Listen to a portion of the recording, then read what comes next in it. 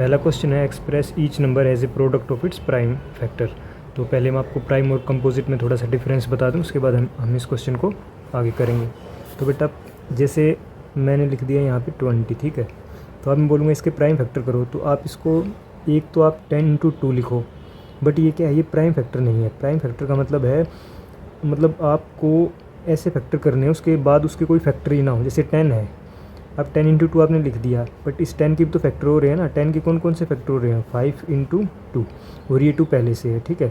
तो मैं लिखूँगा 5 × 2 की पावर 2, क्योंकि 2 कितनी बार है, 2 बार, इसलिए तो ये हो जाएंगे इसके प्राइम फैक्टर, ठीक है। प्राइम फैक्टर वो होता है बेटा उसके बाद ऐसा नंबर जिसके आगे फर्दर फैक्टर ना होते हो, अब इनका कोई भी आगे फैक्टर नहीं होता है, ठीक है। तो अब हम करेंगे फर्स्ट क्वेश्चन। 140 लिखा हुआ है, तो पहले आप 140 का एलसीएम लोगे।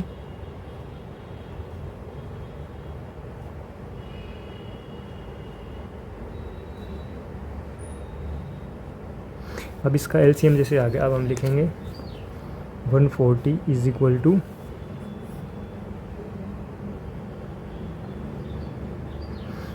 = 2 टाइम्स है तो 2 की पावर 2 × 5 × 7। तो ये आपका क्या हो गया, प्राइम फैक्टर हो गया। आप करेंगे क्वेश्चन नंबर सेकंड, इसका भी आपको एलसीएम लेना है।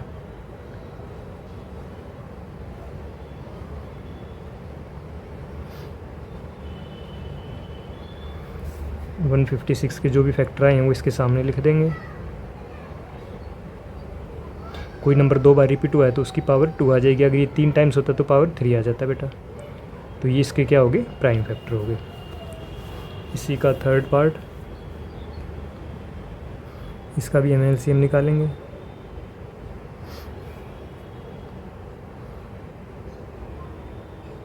थ्री पे डिवाइड हो जाएगा बेटा ये पूरा। अब ये 5 पे जाएगा,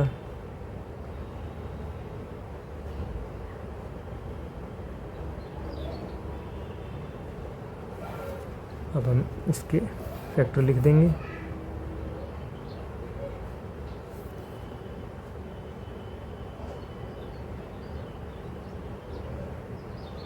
थ्री की पावर 2 × 5 की पावर 2 × 17। तो ये आपके प्राइम फैक्टर हो जाएंगे इसके। इसी तरह इसका भी हम एलसीएम लेंगे।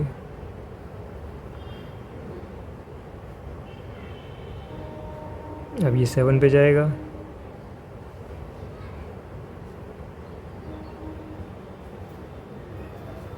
अब ये जाएगा 11 पे,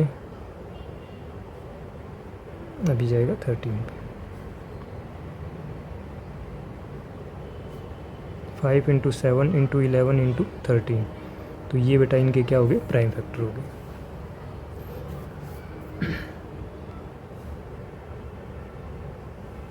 ये जाएगा 17 पे,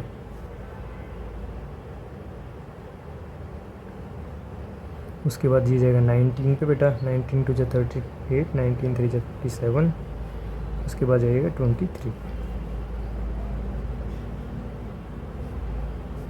इसके प्राइम फैक्टर हो जाएंगे 17 × 19 × 23। तो ये हमारा फर्स्ट क्वेश्चन था। अब हम करेंगे इसका सेकंड क्वेश्चन।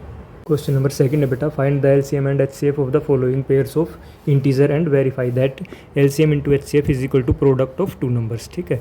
तो हमें ये 2 नंबर दिए हुए हैं, इनका एलसीएम और एचसीएफ निकालना है। उसके बाद इस चीज़ को वेरीफाई करेंगे, ठीक है। तो सबसे पहले हम इसका एलसीएम निकालते हैं।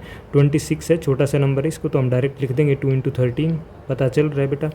91 को भी हम लिख सकते हैं क्या, 7 × 13, ठीक है। अब हम निकालेंगे इसका एलसीएम। एलसीएम होता है लिस्ट कॉमन मल्टीपल, मतलब जो कॉमन है आपका, जैसे 13 इसमें क्या है, कॉमन है दोनों में, तो 13 तो एक बार आएगा। उसके बाद जो भी फैक्टर बचे हुए हैं वो सारे आपको लिखने हैं आगे और इनको मल्टीप्लाई कर देना है। 182 इसकी मल्टीप्लाई आ जाएगी। अब आपको इसका एचसीएफ लिखना है। एचसीएफ होता है हाईएस्ट कॉमन फैक्टर, मतलब जो कॉमन आया सिर्फ वही नंबर लिखना है। कॉमन कितना आया है, 13, ठीक है। अब एलसीएफ हमारे पास 182 है, एलसीएम और एचसीएफ है 13। अब इसको वेरीफाई करना है। एलसीएम × एचसीएफ, मतलब एलसीएम कितना है 182, एचसीएफ कितना है 13, = क्या होना चाहिए, प्रोडक्ट ऑफ 2 नंबर्स। इन दोनों नंबर का प्रोडक्ट मतलब मल्टीप्लाई होना चाहिए। अब आपको क्या करना है, इन दोनों को सोल्व करना है और ये दोनों क्या आ जानी चाहिए, सेम आ जानी चाहिए बेटा। इसकी 182 की 13 से मल्टीप्लाई करो आप,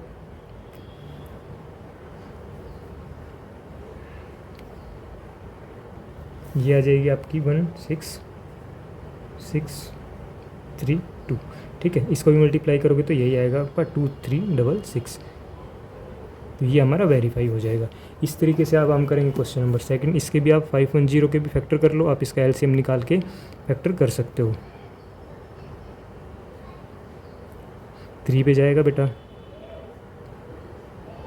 अब ये जाएगा 5 पे, अब ये जाएगा 17 पे, ठीक है। इसी तरह आप 92 का भी एलसीएम निकाल लो, मतलब इसके आपको फैक्टर करने हैं।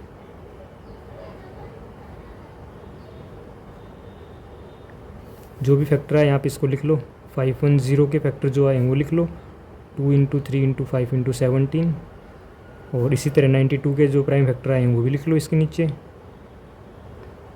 ठीक है। अब क्या करना है आपको, एलसीएम निकालना है। एलसीएम मतलब क्या, जो कॉमन है वो तो एक बार आएगा, एक बार लिख दिया, उसके बाद ये जितने भी नंबर बच गए आगे इनको मल्टीप्लाई करना है आपको, ठीक है। अब इनकी जो भी मल्टीप्लाई आई है आप वो लिखोगे यहाँ पे, ठीक है। इसी तरह हम इसका एचसीएफ निकालेंगे।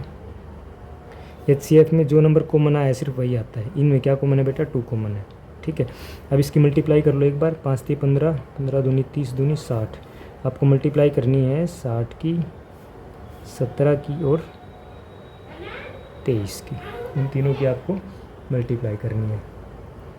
ये आ जाएगी 20, इसको 10 20 को आपको 23 से गुना करना है। ये आएगा आपका 23460, ठीक है। चलो अब इसको वेरीफाई करते हैं। एलसीएम बेटा, एलसीएम क्या होता है, जो कॉमन आया वो लिख के बाकी सारे नंबर आगे मल्टीप्लाई में करने हैं। सबको मल्टीप्लाई करोगे तो आएगा 23460। एचसीएफ कितना आया है, 2, क्योंकि 2 ही कॉमन और कुछ कॉमन नहीं है। अब आप वेरीफाई करेंगे, LCM into HCF is equal to product of 2 number को वेरीफाई करना है।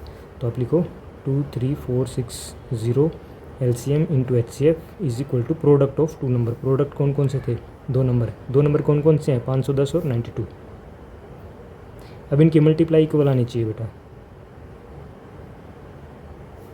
इधर भी आप मल्टीप्लाई करोगे तो आपका यही आएगा 46920। तो इस तरीके से आप इस क्वेश्चन को कर सकते हो। अब हमारे पास क्वेश्चन नंबर 3 है, ये वाला नंबर दिया हुआ है। तो इसी तरह हम 336 के भी फैक्टर करेंगे। 2 पे जाएगा ये,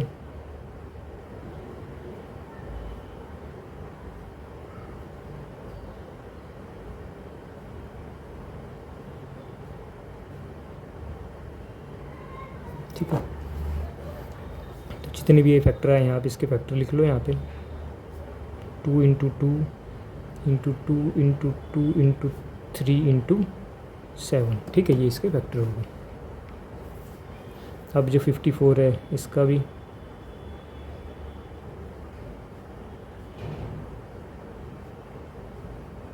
ठीक है, इसके भी इसके नीचे फैक्टर लिख लो 54 के, 2 × 3 × 3 × 3। अब हम इसका निकालेंगे एलसीएम। एलसीएम क्या होता है भाई, जो कॉमन है वो आएगा पहले। देखो ये एक कॉमन और एक ये 3, ये 2 ही कॉमन है ना बेटा। तो इस जो कॉमन है वो 2, ये कॉमन का 3। अब क्या बच गया, 2 दूनी 4 दूनी 8, गुना में 7, गुना में 3 3 जा 9। इनको आपको मल्टीप्लाई करना है तो आपका एलसीएम आ जाएगा, ठीक है। इसको आप मल्टीप्लाई कर लो, 48 × 7 × 9, ठीक है।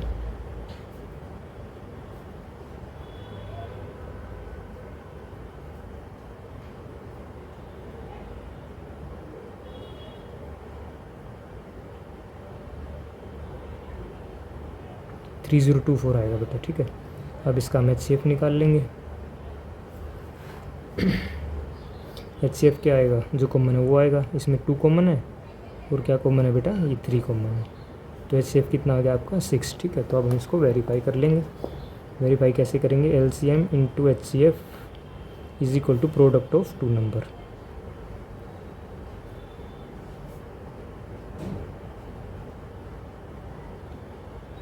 एलसीएम आया हमारा 3024, एचसीएफ आया 6, प्रोडक्ट जो नंबर थे वो कौन कौन से थे, 336 और 54 था। इसको आप मल्टीप्लाई कर लो भाई, देख लो यहाँ पे मैं मल्टीप्लाई करके आपको दिखा देता हूँ एक बार। 336 को आपको 54 से मल्टीप्लाई करना है।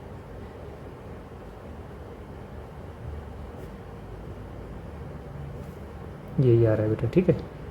तो ये हमारा वेरीफाई हो जाएगा। इस तरीके से आप इन क्वेश्चंस को कर सकते हो। अब करेंगे क्वेश्चन नंबर थर्ड।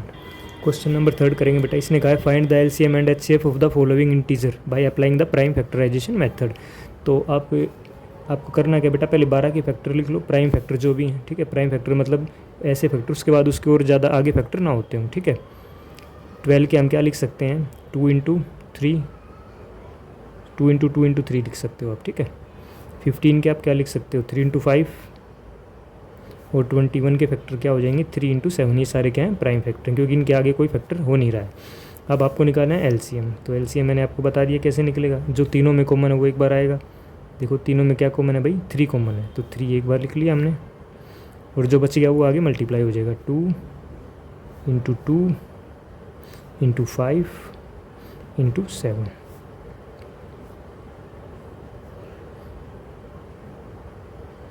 ये मल्टीप्लाई करोगे तो 420 आ जाएगा बेटा, ठीक है। अब निकालना है एचसीएफ। एचसीएफ तो बहुत ही छोटा सा हो जाएगा, हाईएस्ट कॉमन फैक्टर जो है इसमें 3, ठीक है। तो इस तरीके से आपको इस क्वेश्चन को करना है। अब है 17 के तो 1 इंटू 17 ही, वैसे 1 लिखने की ज़रूरत होती नहीं बेटा हमें इसमें, ठीक है, बट इसमें कोई फैक्टर नहीं है तो इसलिए हम इसको लिख देते हैं। अब एलसीएम निकाल लो भाई इसका। अब देखो एलसीएम कॉमन तो एक है, चलो मान लिया, बट जो बच गई वो भी तो मल्टीप्लाई करने हैं ना। 17 की 23 की और 29 की आपको मल्टीप्लाई करनी है इसमें। एचसीएफ निकाल लो। एचसीएफ क्या है, एक ही तो कॉमन है बस, उसके अलावा कुछ कॉमन ही नहीं है, तो एचसीएफ एक आ जाएगा, एलसीएम इनका मल्टीप्लाई आ जाएगा। अब मल्टीप्लाई आप इनका करके देख लेना, ठीक है। आपके लिए ये मैं होमवर्क दे रहा हूँ। अब बेटा क्वेश्चन नंबर थर्ड, ये वाला क्वेश्चन देखो आप ध्यान से।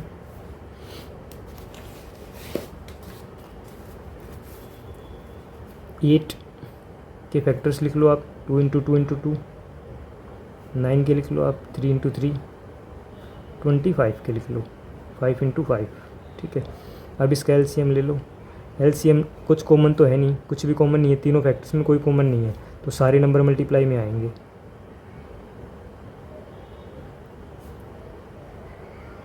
इन सब की मल्टीप्लाई करोगे तो बेटा 1800 आ जाएगी, ठीक है। उसके बाद हम लेंगे एचसीएफ।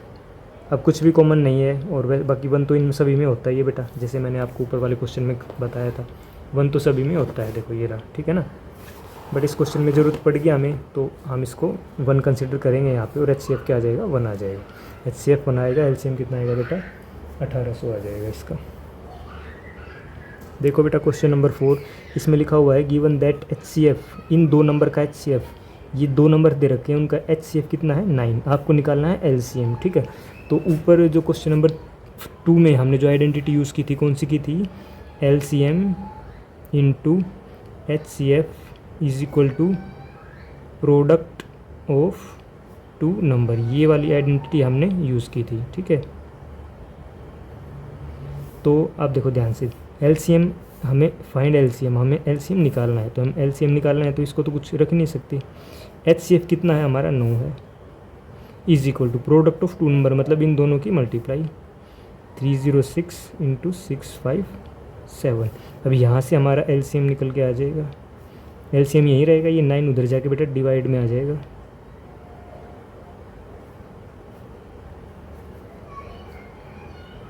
ये कट गया, 34 आएगा यहाँ पे। आप 657 और 34 को आप मल्टीप्लाई कर लो, ये आएगा 22 33 और 8, ठीक है। तो ये आपका आंसर हो गया, एलसीएम आपका ये आ गया। इसी तरह से अब हम करेंगे क्वेश्चन नंबर 5। चेक वेदर 6 की power n can and with the digit 0, हमें चेक करना है, ठीक है। तो हम लिखेंगे 6 की पावर n लिखेंगे पहले, ठीक है। अब 6 की पावर n को मैं क्या लिख सकता हूँ भाई, 6 को मैं क्या लिख सकता हूँ, 2 इंटू 3 की पावर n लिख सकता हूँ, ठीक है। और 2 इंटू 3 की पावर n को मैं अलग अलग लिख के 2 इंटू n इंटू 3 की पावर n लिख सकता हूँ, ठीक है। अब ये जो नंबर है बेटा, ये कभी भी पावर कितनी भी हो जाए, इसकी जो यूनिट प्लेस पे जो डिजिट है वो कभी भी 0 नहीं आएगी, ठीक है। उसका रीज़न बस हमें लिखना है, ठीक है। हम रीज़न यहाँ पे लिख देंगे, 6 की power n can never and with digit 0, ठीक है, because factor of 6 not include 2 and 5 both, ठीक है। एक छोटा सा ये आप देखो, ज़्यादा आपको स्टेटमेंट लिखने की जरूरत नहीं है, छोटा सा रीज़न बहुत है। इसका कहने का मतलब ये है, अगर कोई भी नंबर अगर उसके फैक्टर में 2 और 5 दोनों आ रहे हो ना बेटा, वही डिजिट 0 पे एंड हो सकती है और कोई भी नहीं होगी, ठीक है। अब इसमें 6 में देखो 2 तो आ रहा है बट 5 तो नहीं आ रहा ना, दोनों आने ज़रूरी हैं, कोई एक से काम नहीं चलेगा, ठीक है। तो ये छोटी सी बात आपको लिखनी है, इतना करके आपको दिखाना है, आपका आंसर बिल्कुल ठीक है, ठीक है। अब आ जाओ क्वेश्चन नंबर 6 पे। एक तो ये नंबर लिखा हुआ है उसने और दूसरा ये नंबर लिखा हुआ है, ठीक है। नंबर को कुछ थोड़ा सा उसने अलग वे में लिखा हुआ है, बस को ज़्यादा कुछ नहीं है। तो हमें इसको बताना है कि ये दोनों नंबर हमें एक्सप्लेन करना है कंपोजिट नंबर है या नहीं है। तो एक बार आपको छोटी सी बात बता दूं मैं, कंपोजिट नंबर और प्राइम नंबर क्या होता है, ठीक है। तो यहाँ देखो आप, ये लिख दिया मैंने प्राइम नंबर और यहाँ लिख देता हूँ मैं कंपोजिट नंबर, ठीक है।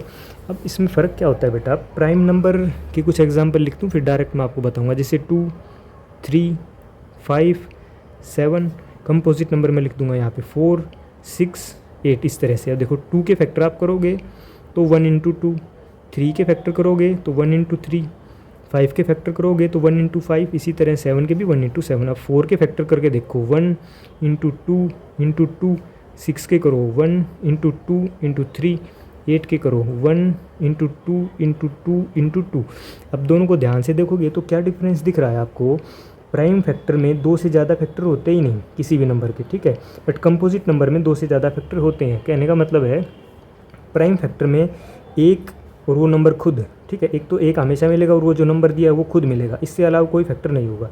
अब कंपोजिट में क्या होगा, एक होगा, वो नंबर खुद भी हो सकता है, ठीक है, और ये 2 इंटू 2 भी होगा, ठीक है। कंपोजिट कहने का मतलब है प्राइम नंबर में सिर्फ 2 ही फैक्टर होते हैं, कंपोजिट नंबर में 2 से ज़्यादा फैक्टर होते हैं, ठीक है। अब देखेंगे इस क्वेश्चन को करेंगे।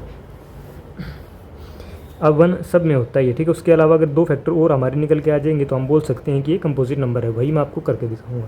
तो पहले इस नंबर को थोड़ा लिख देता हूँ, 7 इंटू 11 इंटू 13 प्लस 13 लिखा हुआ है, तो मैं 13 कॉमन निकाल लेता हूँ। देखो इसमें ये पूरी एक टर्म है क्योंकि मल्टीप्लाई में है और ये की दूसरी टर्म है क्योंकि ये प्लस से सेपरेट है, अलग है। तो दोनों में 13 कॉमन है, तो 13 जब मैं कॉमन निकालूंगा तो क्या बच गया, 7 इंटू 11 प्लस में यहाँ पे क्या बच गया, कॉमन निकल गया तो बेटा 1 बच गया, ठीक है। ये कितना हो गया 91 प्लस में ये कितना हो गया 1, ठीक है। तो 13 बीच में कुछ नहीं है, देखो नंबर है उसके बाद ब्रैकेट है तो बीच में क्या होती है मल्टीप्लाई। 91 प्लस 1 कितना हो गया भाई, ओके 13 तो कॉमन निकल गया ना, यहाँ पे 11 आएगा, इसको ठीक कर लो, ये 77 आ जाएगा बेटा, ठीक है। 77, 13 तो कॉमन निकल गया ना, 7 और 11 बचेगा, ये 11 है और ये तो 11 7 जा 77, 77 प्लस 1 78, ठीक है। अब ये 13 और 78 आ गए। अब इसी तरह इस वाले नंबर को लिख लो, 7 into 6 into 5 into 4 into 3 into 2 into 1 plus में 5, तो इसमें भी 5 कॉमन निकल जाएगा। अंदर क्या बच गया, 7 गुना 6 गुना 4 गुना 3 गुना 2 गुना 1 जमा में 1 ही आएगा क्योंकि 5 तो बाहर निकल गया, उसकी जगह 1 आएगा। इसको आप मल्टीप्लाई कर लो, ये कितना हो गया, 4 3 12 दूनी 24, 24 गुना में 42 जमा में 1। आपको इसको मल्टीप्लाई करना है, 5 इंटू ये आएगा आपका 1050, ये कितना हो गया, 1 मिनट,